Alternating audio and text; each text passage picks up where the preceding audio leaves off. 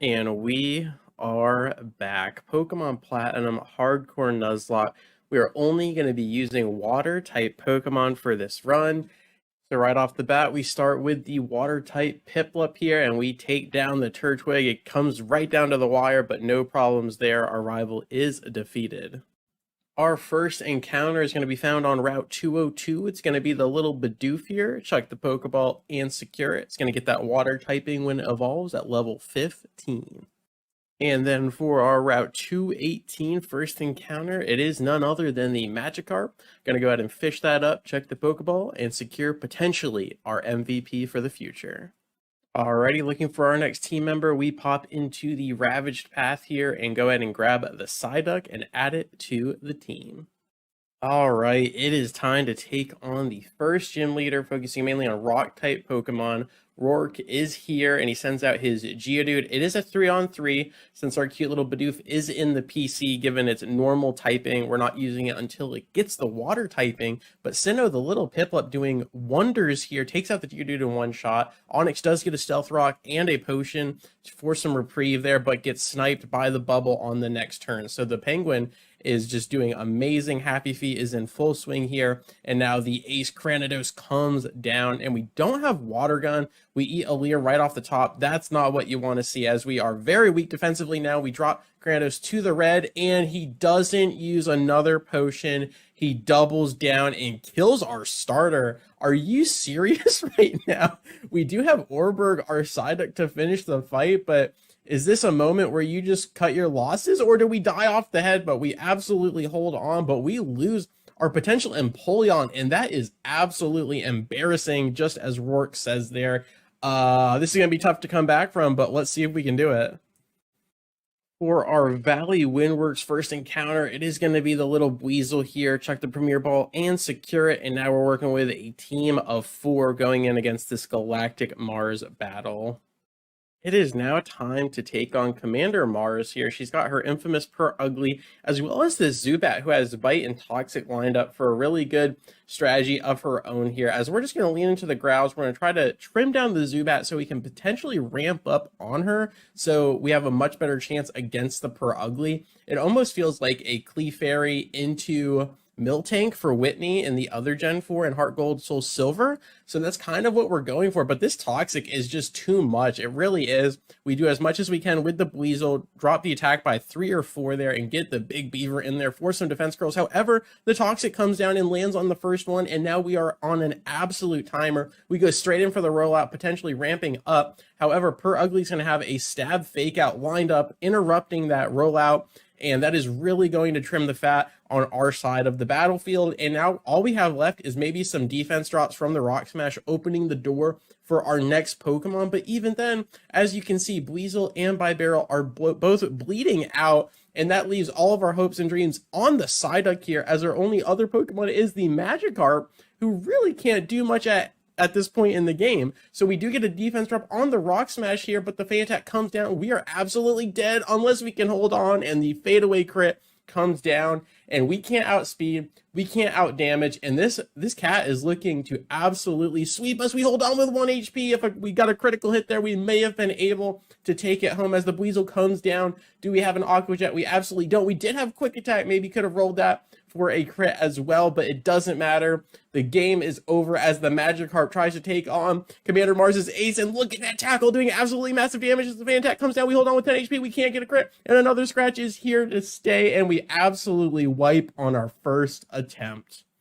Fast forward to the Roark fight, we've got our Psyduck leveled up to the very top of level 14, so we can upgrade to level 15, going in against his ace. The Cranidos and the Quick Claw Pops are doing amazing work right here. The Onix goes down, and now it is a 1v1 against the mold-breaking Cranidos. We have the Stab Water Gun, which is going to do a lot more than the Piplup's Bubble. Last time the potion comes down, we almost snipe from that range. He holds on with 1 HP and gets a massive headbutt off, but the Duck holds and takes down the ace.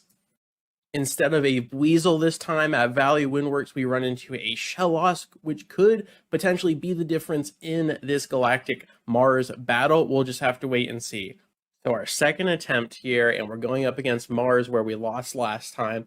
This time we do have the Shellos, and I think we're really going to lean into that as we send out the Psyduck first, coming off that huge win against Roark, the gym leader. We are going to lean 100% into this Flash Cheese strategy as we heal from the poison, and we are just stalling out to drop the Zubat's accuracy so that we can then get a Pokemon in there and get a huge defense buff so that when the Purugly comes down, we're going to have a brick wall against her. So this is going to be huge here as we do tank the bite right off the bat here, and we're trying to get a potential confusion on the Zubat. We hit her to half HP, but we are going to go straight into the Hardens now. There is one defense proc, and there is two. We are looking really good as a Toxic misses. That is absolutely pivotal. We have 3 defense buffs right here. We have 4, and now the Purugly is really going to have to crit through the shield that we have built with our tiny little Shellos as May fades away on the Zubat. Going to get a little confusion on the side here for our Duckling, and here is the biggest obstacle that we have faced so far. The Purugly comes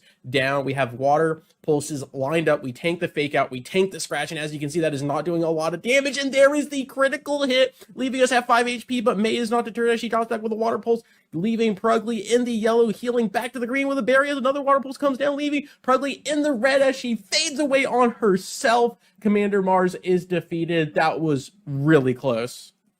Up next, we go ahead and pop into Route 205 for our Weasel first encounter. Drop back with a Pokeball and secure it. All right, it is now time to take on the gym leader Gardinia here. She focuses mainly on grass-type Pokemon.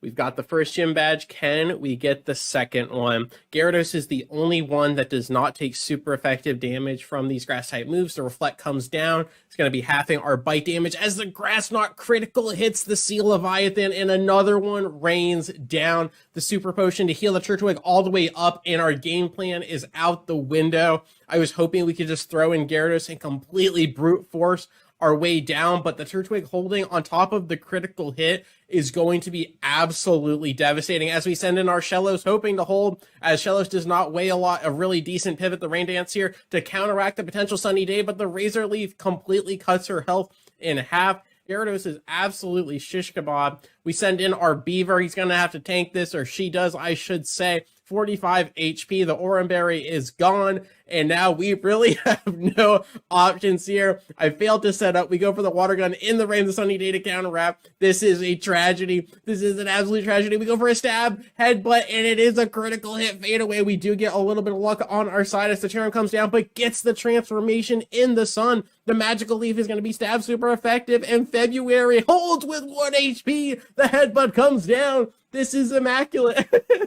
We can't snipe people from full HP, which just makes this so difficult. A Magical Leaf one-shot crits the Penguin. We absolutely should have left the Beaver in there as we completely lose our starter. We're going to get Gyarados back in there for a potential snipe. Can we get the snipe with the bite from that range? We cannot, and we miss the flinch as well as the Grass Knot critical hits too. That is 3 crits on Gardenia's side. This is ridiculous. What is even happening? And I do believe this attempt might end the same as the first, as our tiny little Weasel gets in there, goes for a Swift, but it's not enough, and a Grass Knot completely one-shots our little Otter with the floaties, and now we are sitting with 3 B, maybe C tier Pokemon, and this could be it as a Super Potion comes down. A huge critical hit headbutt trying to balance the scales as the Beaver falls. I think Gardinia is out of healing options, but there is no way. There's no way around this. Maybe a Quick Claw.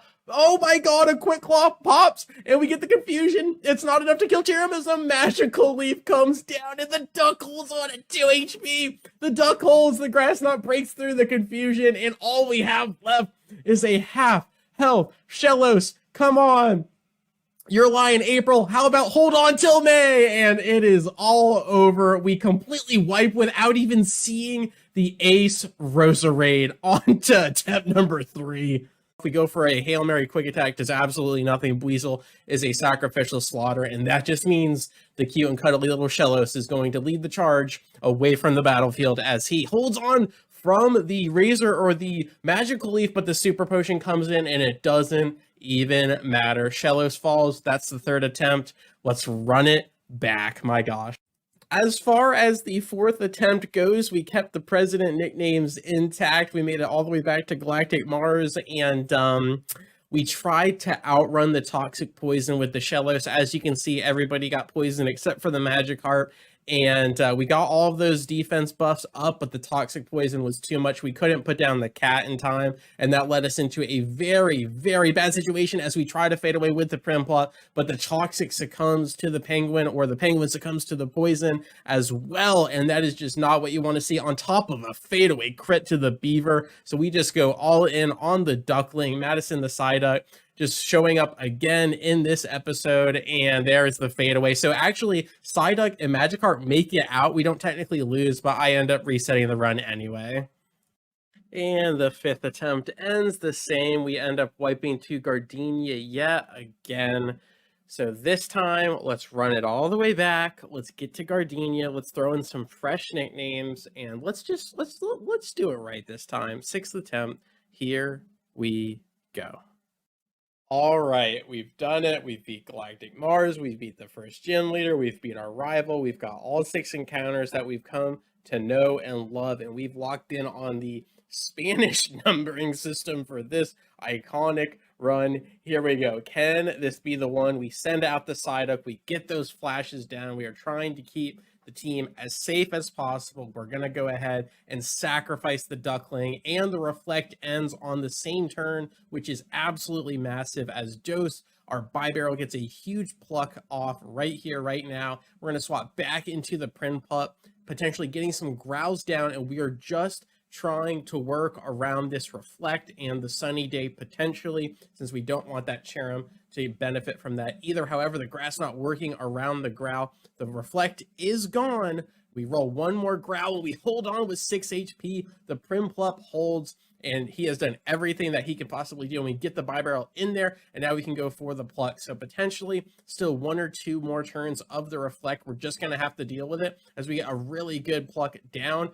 onto the Cherim, bringing it to the orange HP, and then we fade with another pluck. Bibarel doing absolute work here. We've only lost the Psyduck so far, so keeping the team as safe as we possibly can. I don't think we'd be using a Golduck much in the future anyway, but here we go. We're going to sacrifice the Bibarel just to get the Gyarados out there safely. It's just something we had to do. We cooked this up off screen. We're going to get this strategy. Can this be the one? The grass not does so much damage to the big Sea Leviathan though, but we hold on, and now we're going to flex to a return as we hold with 4 HP, and we get a fadeaway crit that potentially mattered. It may have not, since return does do more damage than bite at this point in the game, but ooh, it was going to be close. But Gyarados absolutely clutches it, and on our 6th try, we get past Gardinia. Can we see this through until the very end? All right, so Mars is known for her ugly. Jupiter is known for that big old Skuntank with those stab at night slashes. So we got to watch out for those crits, but we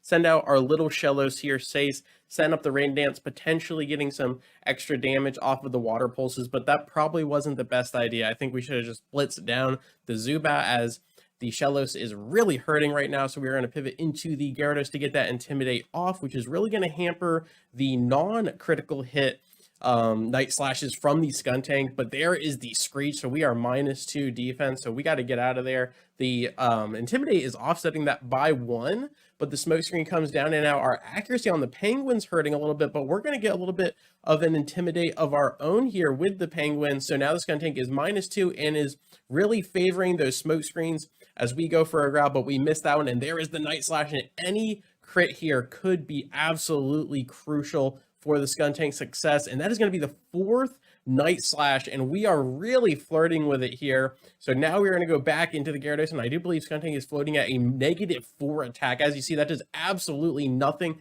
but the Citrus Berry for reprieve, and there is another Night Slash coming down, and we are just teetering here. We are walking an absolute tightrope, just baiting the Skuntank to crit, and thankfully she doesn't. We make it out without losing anybody. Alrighty, and then in Heart Home City, we talk to Bebe or Beeb. I don't even know how you say that, but they give us an Eevee, which will then become our Vaporeon. So a phenomenal water-type Pokemon here. Let's go ahead and secure it. It is now time for that 3rd gym battle here against Fantina and her Ghost-type Pokemon. And as we are making our way through the trainers in her gym, Cinco, our Floatzel upgrades to level 26 here and learns Crunch, which is just the best timing of any upgraded move I have ever seen, if you will, as this Floatzel is just going to completely man mode and stomp Fantina here. Just 1, 2, 3. She never stood a chance, and I don't think we're going to use Floatzel much more throughout the run, but my goodness, what a statement, what a moment. We'll take the badge. And then for our Eterna City encounter, it's going to be the Barboach. Go ahead and secure it. For our Route 215 encounter, it is going to be the chubby little water mouse here, the Meryl. Drop back, chuck the Ultra Ball, and add it to the roster. All right, we have arrived in Veilstone City here to take on that 4th gym leader and her fighting type Pokemon. We've got some pivotal and key evolutions here with the Gastrodon, the Vaporeon, as well as the Azumarill with pure power. So looking really good on that front. And the Gyarados comes down against the Meditite here, eating the fake out, but no problem. Just 2 returns, and it is good night, Sally. The Machoke comes down. We pivot to an Earthquake, doing a ton of damage, taking the super effective Rock Tomb, but not too shabby, not too bad off of the top here. And now we have a lot of options to pivot to, and we're going to send out our big guy here, our big girl, not Barboach, but Whiscash. There you go. Whiscash comes down, doesn't have the Earthquake yet, but goes for those magnitudes, the Water Pulse with the Fade though, and the Machoke is no more, leading the way here for the Lucario. The Ace comes down, the Force Bomb does connect, but we dodge the Paralysis, which is absolutely beautiful. Magnitude 7 comes in, Lucario is floating about 40% HP. We're going to go back into the Gyarados to get that nice Intimidate. On top of that, it's not very effective with the Force Palm. We dodge the Paralysis on the first try. The second one comes through though, and now we cannot move, but we break through on the third try. The Earthquake comes down, and the Lucario is no more. Maylene is defeated. For our Route 213 encounter, it's going to be the Wingull, chuck the Ultra Ball, and secure it. For our Safari Zone first encounter, it is going to be the derpy Quagsire, chuck the Safari Ball, and add yet another Pokemon to the team. I think we all know what time it is. It's the time in the run where you get a little bit comfy, a little bit cozy. You're sitting by the fire and you're just chilling, having a good time. And this is where you underestimate your opponent. After so many Nuzlockes, you would think, you would like to believe that you're like, you know this is coming. Like, this is coming around the corner. Why don't you just, take a break, calm down and then just reset? No, we just go straight into it. We have the amazing moveset on the Gyarados. What could possibly go wrong? That's right, the Staravia, and we missed the Ice Fang on top of that. So essentially what just happened here is Staravia double teams and now is in a position to outspeed everyone on my team, and it can just click Endeavor, and no matter what happens, it's going to match the HP of whatever the bird is. So Staravia is floating at 34 HP, it seems. So that means the Gyarados, 34 HP. Our Prinplup, 34 HP. Can you guess? Yep, Whiscash, 34 HP. So this Staravia essentially just almost one-shot 3 of my Pokemon, and now Barry is feeling it, throws out the Grottle. Thankfully, that's not the Torterra at level 36, because if it was, oh my gosh, we would probably wipe here. However, if you didn't notice, it does look like someone is absolutely going to die right here, right now. Who is going to pay the price for my negligence? Who is going to pay the price for the mistakes we have seen here today? The Grottle drops back with a Razor Leaf, 20 HP. It's fine. We have Roost. Let's heal up. Oh, that's right. When you use Roost, you lose the flying type ability for that turn, meaning Pelipper or Pelipepper has no defense, gets hit by that super effective Razor Leaf, and absolutely goes down. Absolutely goes down. We have lost our Pelican, and it all stems from that failure to respect the Staravia. The double team Endeavor cheese is so potent, and I just saw Barry come around the corner, and I'm like, dude, Barry, you're a joke. You're a meme. I don't care, and I got humbled so quickly, so fast, and who knows, maybe that death right there will come back to bite us as we tank a double damage pursuit, trying to get out of there from the Weasel. So we almost lose the Gyarados. We finally beat Gardinia, and yet this is what we have to show for it. It's not looking good, but we fade away with a body slam crit. Barry is defeated, and my goodness, can we turn this ship around? All right, given that absolutely pitiful showing against Barry, we waltz up to Crasher Wake, and we want it all here. We want some redemption. We chuck out Uno, our starter here, the Empoleon, looking absolutely fantastic. Tanks the not very effective Waterfall, and we put Grass Knot, thanks to Gardinia, onto the Penguin here. So we're going to take 2 Waterfalls. We drop back with the Ice Beam to see if that does a little bit more damage than the Grass Knot. It isn't stab, so neither of those moves are stab. On top of that, we take a nice flinch right off the top. So really, this Gyarados just completely destroyed us. The Berry giving us a little bit of HP back as the Quagsire comes down, and we just roll the 4 times Grass Knot on the chunky buddy there. So a little bit risky, because if that didn't kill, then Quagsire definitely could have killed us in return, but given the speed stat, I think we were fine there. And now we have a full HP Gyarados to deal with the Floatzel. So Crusher Wake's Gyarados doing much more damage than we would have liked, but either way, we get our own out there, and Floatzel's doing work with the crunches, but it's not enough against the Sea Leviathan as the Earthquakes, the Berry heals, and Crusher Wake is holding on to dear life, crunching away. One more Earthquake, and we have earned the 5th gym badge. Beautiful stuff. So we go ahead and beat Cyrus for the first time. His team really isn't anything scary yet. We go ahead and get Surf from Cynthia's grandmother, and then we double back to Route 220, and we chuck an Ultra Ball at a Tentacool and go ahead and add it to the roster. Byron is here. Let's see if he has anything to offer us. We were able to beat his son Roark for that first gym badge, and now we're working on that 6th one. The Magneton comes down, 4 times super effective stab Earthquake, and the derpy Quagsire is going to go ahead and take out that first Pokemon. The second one comes down, and it is the Steelix. We have Stab, Surf, super effective lined up, but it does hold on and returns a Stab Earthquake on top of that. No problem, though. We're just going to take advantage of this turn. The full restore comes down. We get the Rain Dance, so this Surf is going to do tons of damage, even more than the next, but the Sandstorm counteracts, and it's just going to be the same thing.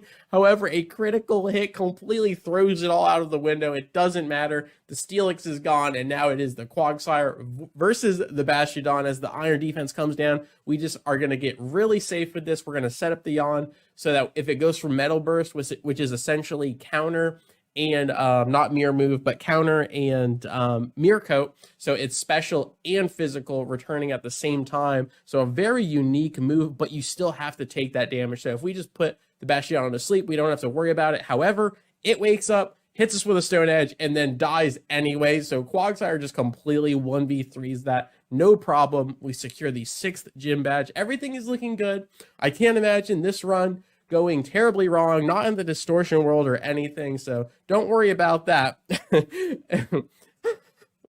People clap loud when you win an Oscar. They clap louder when you win a Grammy. But people clap the loudest when you fall. And Champ got knocked out today. Well, as far as Candace goes, let's see if we can get in here and secure that 7th gym badge. This is our 6th attempt. This run has been so rough at points. It has just been brutal. Gardinia is still laughing at how many times she's killed us. So can we beat Candace handedly? We send out Quagsire. We get a little bit of Rain Dance to stall for the Yawn turn. We don't want to risk a crit. We want Gyarados to be as healthy as possible. We want to get her out there, get as many Dragon Dances down as we can. Sneasel is working with all physical type attacks, so that Intimidate is actually going to be massive.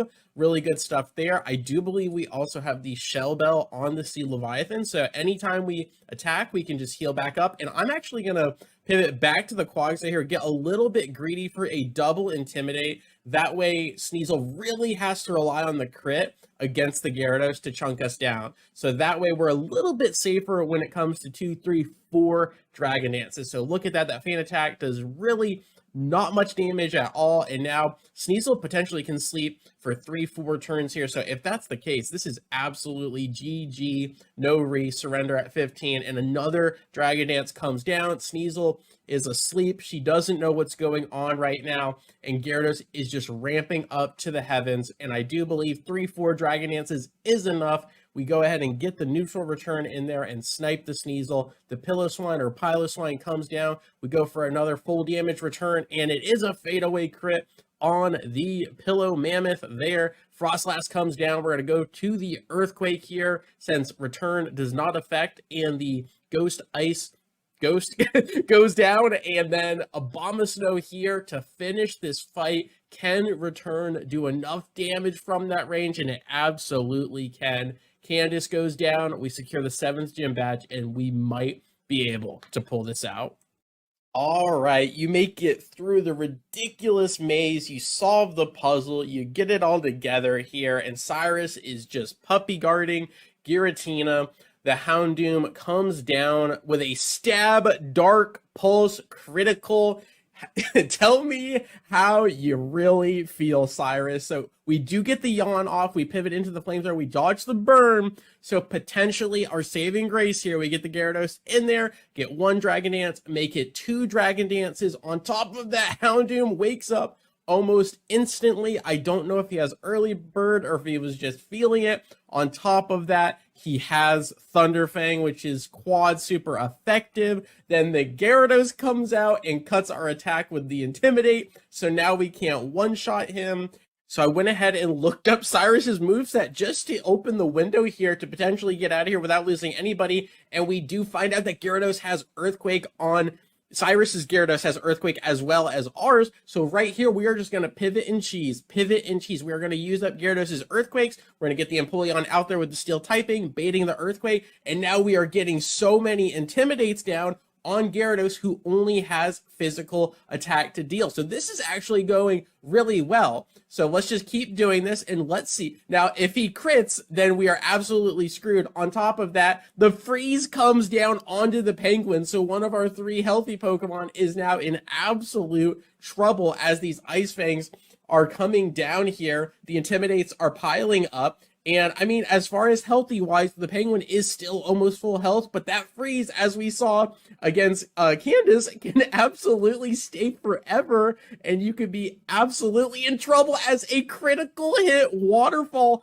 comes down. That is so disrespectful. On top of that, Waterfall is 4 times not very effective against Empoleon's typing, and it still does that much damage. I was just riding the coattails of the Gyarados, as you do, because she's so strong, and I'm sitting here like, hey, maybe we still, on top of that, we did not use up all of the Earthquakes. So I think looking back now, I should have just ramped up with the Gyarados. We chopped Gyarados down to -6, so we could have just Dragon Danced into Oblivion and then swept the next 3 Pokemon. But as you're about to see, that is not what happens. We get the Vaporeon in there and we're chipping down with Surf and healing with Aqua Ring.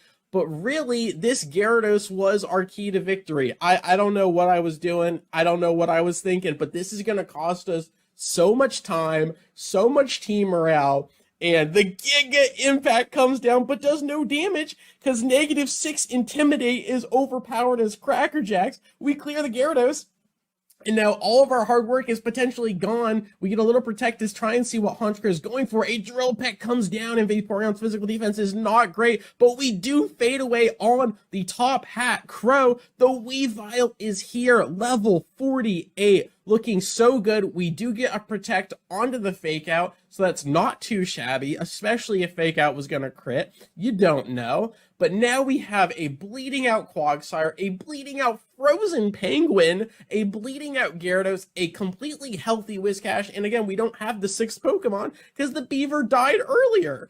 Alright, so we go all in on the Gyarados swap to get that Intimidate off so that no matter who is out there, Weavile is going to be at that -1 attack, which I feel like is a pretty good thing. But again, that Quagsire and Empoleon bleeding out with the freeze, getting hit with those critical hits. It's just, like, yes, that is bad RNG, but it's really just me being punished for poor planning and poor execution. I had a terrible game plan coming in, and you can also feel the Tentacruel death really paying off here, as well as the Pelipper death, because if we had Pelipper, we could do more water flying pivots on the Gyarados' Earthquake to get that out of here, and Pelipper is just a really good brick wall. But on top of that, Tentacruel speed stat can get in there as well, and really, if you're looking at my team, our speed stats are not great, and Weavile is having an absolute field day with it as another Ice Punch comes down, and I am going all in on this Weavile. And one of the funniest things is about to happen, because I do believe we're about to clear the Weavile, and I'm gonna jump out of my chair at like 1 o'clock in the morning. I'll be like, yes, we did it. And Cyrus still has a Pokemon. So we live with 2 HP. The Whiscash, the legendary Derpy Fish holds on. We pivot into the Empoleon, who tanks an Ice Punch, and now we are going to pivot into the Gyarados for another Intimidate, as Weavile's holding on with 1 HP, and now we live with 10, so we are going to pivot one more time into the Vaporeon, tank the Night Slash, hopefully no crit, we hold on, and now we should be able to hold for one more Night Slash, barring a critical. Of course, it comes down, we hold at 24, we drop back with the Surf and fade away. Let's go, Cyrus, we didn't lose anybody. And of course, dude, there it is. He sends out his Crobat, who has a busted speed stat, and now it's time for me just to sit here and get absolutely executed.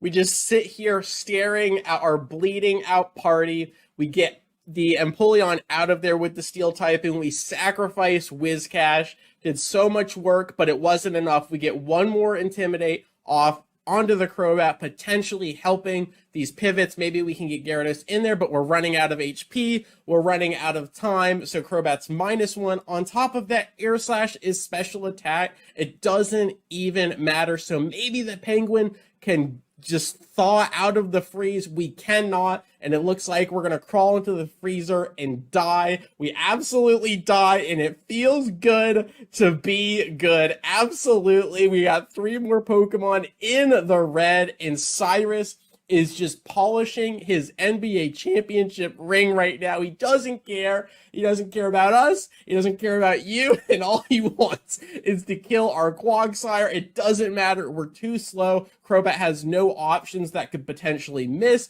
He is just slashing us down. Maybe Air Slash has the 5% miss chance, but does it even matter? Maybe that's Air Cutter. Who knows at this point? Because I don't. We send out my prized Vaporeon. We block the Cross Poison with Protect, and one more Air Slash comes down. Our 6th attempt is over. It is done. I am broken. I am defeated. And now we're going to have to rebuild from nothing. It's all over.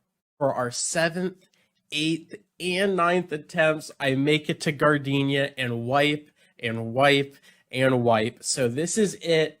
10th attempt. I don't even know how many more times I can try this, but I have a sneaky suspicion that this beaver, that there's a Bibarrel out there that can potentially change the course of this run. So let's just roll the clip. All right, so we've beaten Mars, we've beaten Roark, we've beaten Barry, and we come to this very familiar place in the run with Gardinia and her grass-type Pokemon.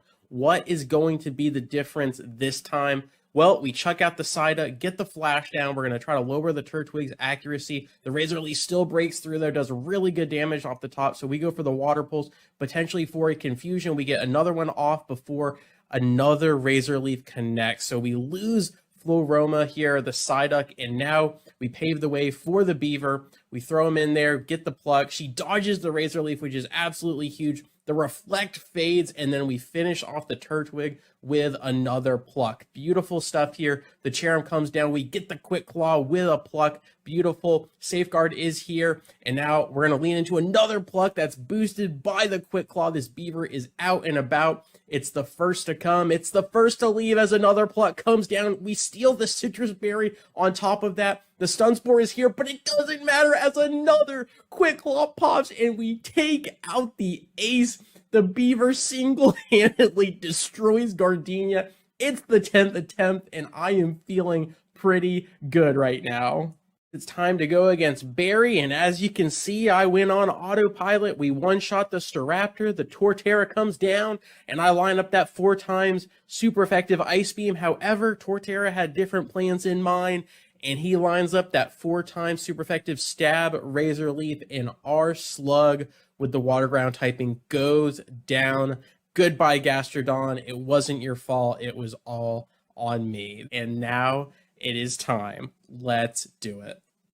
All right, Cyrus, you took something precious from me, and now I am going to absolutely destroy you. This is our 10th try at this run. We chuck out the Tentacruel against the Houndoom. Unfortunately, we have a negative special attack nature, so our Surf is not enough to take out the Fire Hound, but it's no problem. We eat the Will-O-Wisp, and now the Hauntro comes down. So we pivot into the Empoleon, really trying to bank on that Steel typing here. Really good deflection of the damage as another Drill Peck comes down, and it is a signature crit. We are getting crit out of the wazoo. We bring Honchkrow to about 2 or 3 HP, and we can roll it again. We can try to dodge it. But as you can see, we actually have Aqua Jet in our back pocket, so we don't even need to. We just go ahead and snipe him. We're going to get that Penguin out of here to safety. We're going to get in that Gyarados for that beautiful Earthquake pivot. On top of that, we get the Intimidate down, so we can absolutely cheese this Gyarados.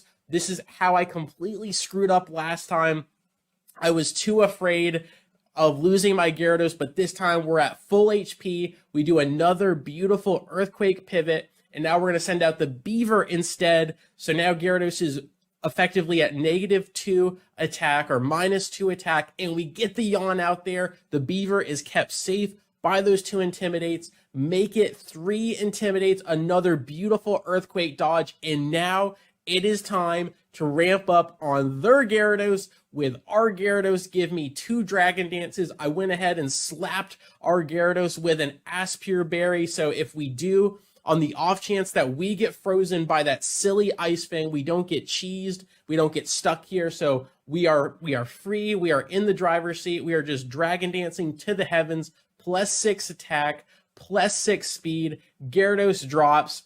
Give me this Weavile. We drop back with an Earthquake. We do have to eat that Fake Out off the top there, no problem. We slam down the Earthquake the next turn, and now the Crobat is here. This Crobat that took everything and ended the run is gone and forgotten. Cyrus is defeated, and now we can make our way to the 8th gym. We've turned it all around. This is the run. The final battle before we take on the 8th gym leader comes in. Magneton, it gets thrown out, and it's gonna go ahead and fade away crit a Tri Attack on our Quagsire, and hopefully that is the final death of the run, but just so sad, so regrettable. All right, so we ended up grabbing Azumarill or Azumarill from the PC here. It does have the huge power, which is really nice. It's going to hit really hard on the physical side of things. But as far as the fight goes here, we only have that 1 ground typing. So we throw out our Beaver against the Jolteon. We tank the Charge Beam right off the top, get the Does Not Affect pivot in there, just so we can have a full health Derpy Fish going into the next Pokemon. I didn't want Jolteon to get any chip damage down onto the Whiscash, so that this Focus Blast is even less scary, because I think being the only ground type we have, every hit point is really going to add up as a really big crit. Quick Attack comes down from the Electivire, which is the whole reason why I wanted the Whiscash to be safe enough, but even then, I think we're dead to a Giga Impact. So seeing that coming down, I'm going to pivot into the Gyarados for a potential Intimidate, but he just rolls another Quick Attack, and I think we were out of crit range. So that's really brutal. We could have just got the kill off with the Earthquake. So now I'm terrified of a Stab Thunder Punch killing our Gyarados. I mean, if it crits, we definitely die, but there it is. It was going to go for it, but here we go. We're going to go for another Intimidate just to keep the big ace at bay. And the Quick Attacks really aren't doing anything through that double Intimidate. So now we pivot back into the Whiscash, and we should be okay to do an Earthquake here. But as you can see, I'm still scared of losing our only ground type, and the Giga Impact does come down the 3rd time around. So 3 Intimidates, keeping Gyarados safe. And in that regard, we can just fade away with the Earthquake. However, Luxray comes down, And this Luxray does not have Intimidate, it has Rivalry, so its attack really isn't that scary, so it might kill us with a crit Thunderfang. However, Jubilife sidesteps that and doesn't even care, rolls another Earthquake, getting him to the red, and we are still faster coming off of that heal, so it's no problem. We fade on the Luxray. Volkner, or Minato, is defeated. We secure the 8th and final gym badge. Let's go ahead and mosey through Victory Road. No silly casualties there. And that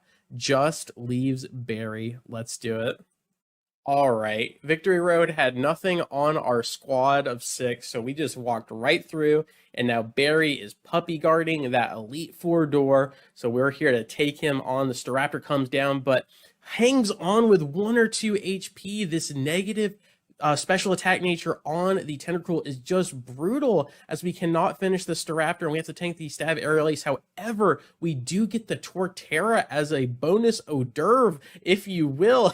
We get a nice little extra entree here, and then we get a beautiful Earthquake pivot into the Gyarados while getting an Intimidate down onto the big Snorlax as well. So unfortunately, we do get hit by the Body Slam, but the Beaver holds. The Beaver absolutely holds and manages to break through paralysis to get this crucial yawn off. And now I do believe that is all she wrote, because now Gyarados is sitting at -2 attack and it's going to be asleep. So if that doesn't paralyze, and it doesn't now, Jubilife is absolutely free to feed, just chilling right here. The Sea Leviathan and then this massive Behemoth just facing off, and we just get 2 Dragon Dances in there. So Snorlax is effectively -2 or -3 if that third one counted.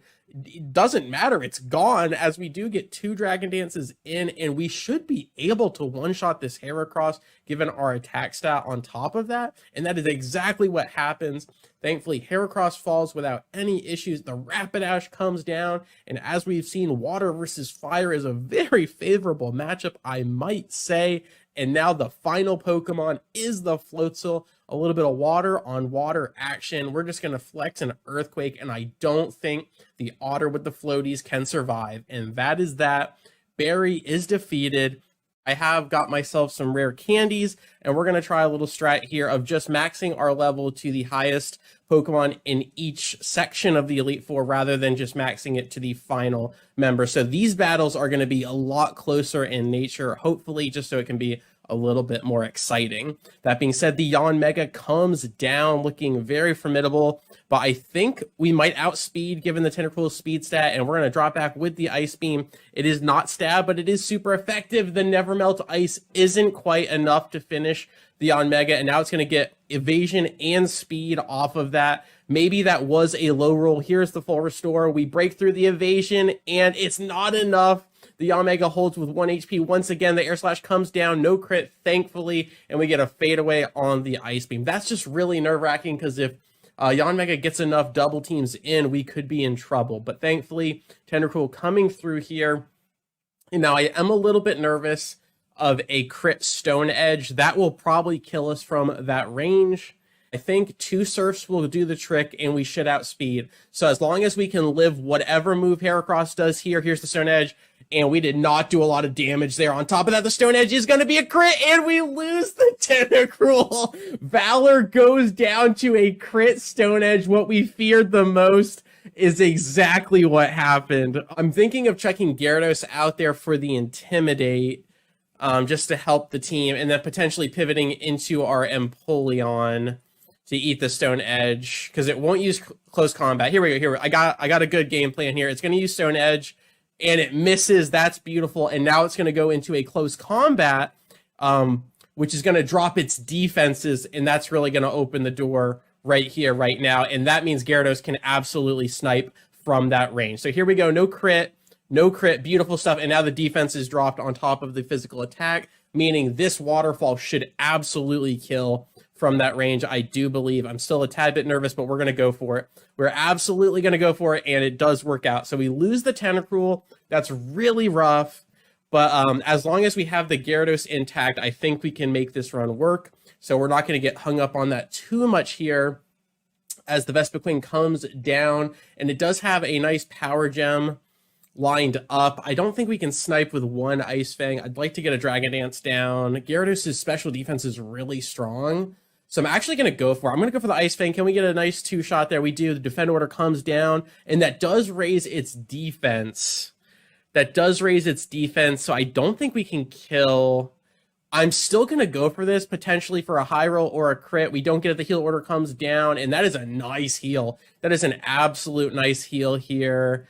And I think that just means it's time to swap. And let's go into Sinnoh, our penguin here. The heal order comes down. Okay. So I think 2 ice beams will do the trick. It is going to be super effective. That defend order really ramping up though. This Vespiquen is here to stay, and I think that just means 2 more ice beams now with all of those defense buffs. But the heal, okay. So you know, you know what I'm going to do now is this is getting incredibly cheesy here.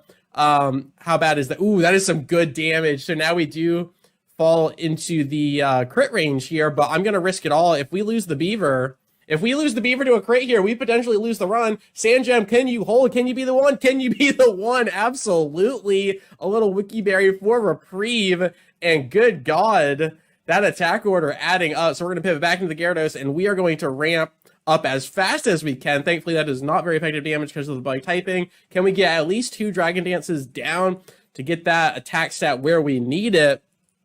And it wakes up for another defend order. Good God, and it does have that power gem that it's going to probably lean into. And this Vespiquen is getting out of hand. We're going to go for the super effective Ice Fang. Maybe we get a freeze as well. But I think it's +5 special defense, +5 physical defense. But thankfully, the Sea Leviathan breaks through. And maybe this level discrepancy is exactly what you would want to see for some really close fights as the ace comes down. Drapion is here. We can't one-shot because of the beef of the defense here, but I think we'll be okay. We do have Dragon Dance on lock, so maybe this is enough with that buff and attack to take out the Drapion, and it absolutely is. The Scizor comes down. Aaron's final Pokemon here, and barring a Night/crit, I think we'll be okay. So let's see here. Waterfall. I think we have neutral damage. I cannot remember if, yeah, Steel does not resist water. We are good to go. Let's see if we can get a one-shot Waterfall, and it is enough, and the Scizor falls. An absolute crazy battle out of the gate.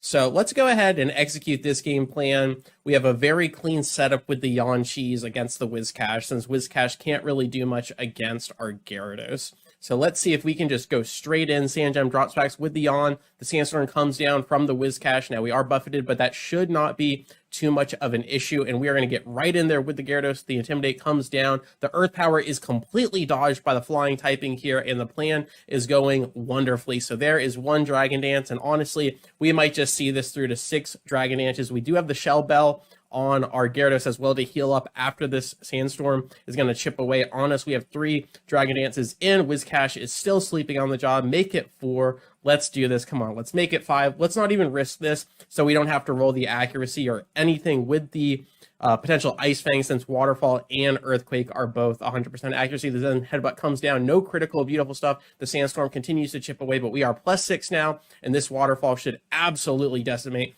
the Whiscash, and it does just that. The Shell Bell with some really nice healing on top of that. The Sandstorm is still raging, though. We got to watch out for that.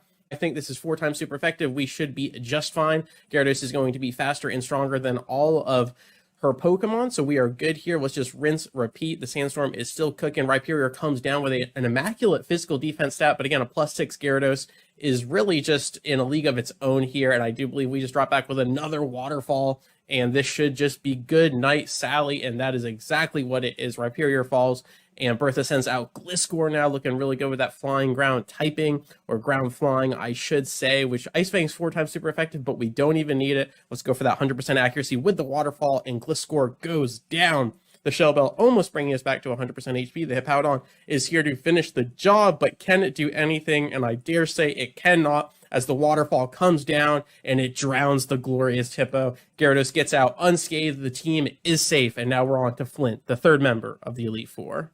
I'm kind of nervous. If you remember, Cyrus's Houndoom really had its way with our team, so a little bit of hindsight there.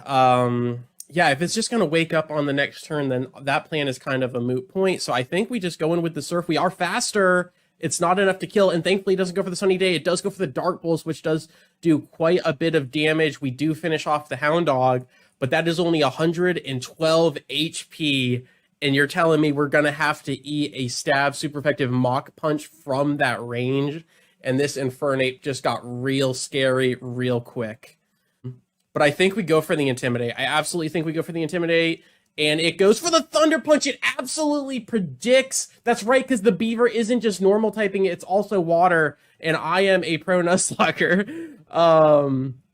That was an immaculate mistake on my part. I completely forgot about the Beaver is obviously water. So it's probably going to go for another Thunder Punch. Now we do have the Intimidate down, which is really clutch. Let's go for a Stab Surf. We're going to have to tank this. Hopefully no crit. Hopefully the Intimidate can keep us healthy, and it absolutely does. It absolutely does, and the Infernape is gone. So Whiscash coming in clutch here. We're going to have to wiggle around this as best we can. Rapidash comes down. So assuming we go second, there is the Solar Beam. It doesn't even set up the Sunny Day. It goes for the charge up turn. Does Flint heal? Oh, no, Flint does not heal. It just goes straight for the Solar Beam. Okay, so now Flint will probably heal, and we can just go for Surf. Absolutely. There's the full restore, and the Surf comes down. The King or Emperor Penguin drops back and takes down the Fire Horse. Absolutely. The Mag Mortar is here, working with a Thunderbolt, Flamethrower, Solar Beam, and Hyper Beam combination. Let's get the Whiscash back out there. There is the Thunderbolt. Beautiful stuff. Exactly how we thought. And now it's probably going to charge up the Solar Beam, and we can go for the Stab Super Effective Surf while it charges up. Absolutely. And because of that charge up turn, we have a second here to pivot back into our Penguin, who can tank that really nicely with the Steel typing, or we could go get Gyarados, but then I'm a little bit nervous. But either way, we should be able to finish from that range, so we are fine. Let's go back into the Penguin, get Sinnoh out there, and it's going to tank the Solar Beam. That does pretty decent damage. I'm actually going to do one more swap here, calling out the Thunderbolt, just in case. I'm not 100% sure on the speed ties there. And now we can just fade with a Surf from this range. I'm pretty sure, because the Solar Beam takes a turn to charge up. This is crazy stuff. This is absolutely crazy stuff. But the Flareon comes down.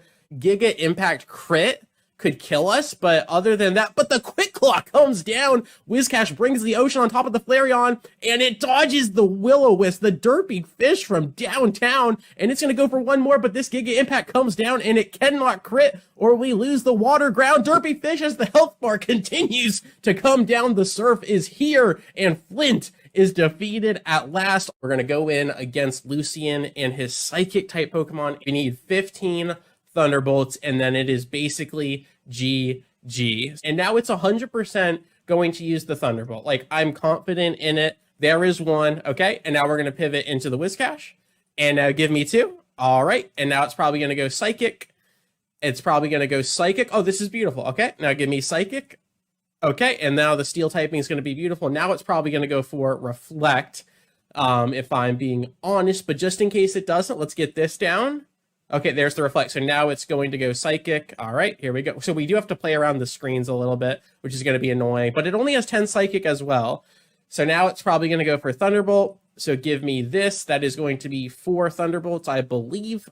All right, so we have used up all of Mr. Mime's Psychic and all of Mr. Mime's Thunderbolt. And that does mean it's basically Good Night Sally for Lucian, as all it has access to is the Light Screen and the Reflect. So now we're just going to sit here with the Sea Leviathan, get our beautiful Jubilife out there, go ahead and secure 6 Dragon Dances right here, right now, and we should absolutely be able to one-shot everything on his team. Maybe not the Bronzong. I'm not 100% sure if we can secure that, but I do believe that is our 4th Dragon Dance, and I'm just joking. We just clicked 6 in no time, and was that correct? Yes, absolutely. So there we go. Just wearing out those Reflect. Actually, that's genius. We should do that until the Reflect is completely gone.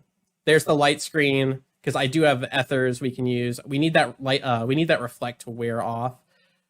Beautiful stuff. Beautiful stuff. Okay, now there definitely won't be a chance of the next Pokemon surviving, potentially. I think Bronzong might be able to hold. But that being said, let's just drop back, go for the Waterfall, and there is the means to an end. Mr. Mime is gone. Get some EXP for the entire team, and the Gallade comes down. Psychic Fighting type looking really strong here, but we are faster. and we should 100% one-shot with Waterfall. We should 100% one-shot with Waterfall with a +6 attack, +6 speed. Beautiful. Espeon comes down and is just a parting gift to the Sea Leviathan, from a goldfish to this massive Gyarados. And there is the Bronzong with that Psychic Steel and Immaculate Defense.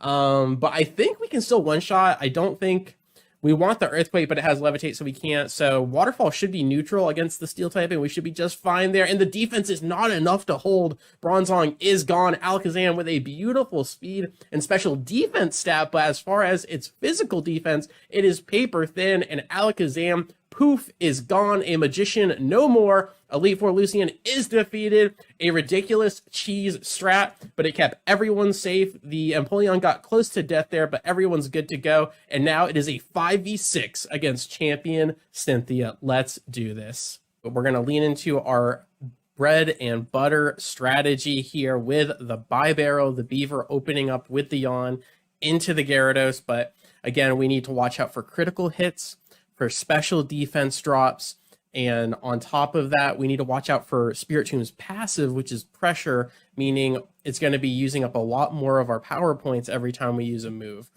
So that could be devastating. But really, if the Spiritomb can just stay asleep against our Gyarados, we are going to be in a beautiful position for this sweep here. So no crit, no special defense drop. Actually, Dark Pulse is a flinch-based move, so we are good there.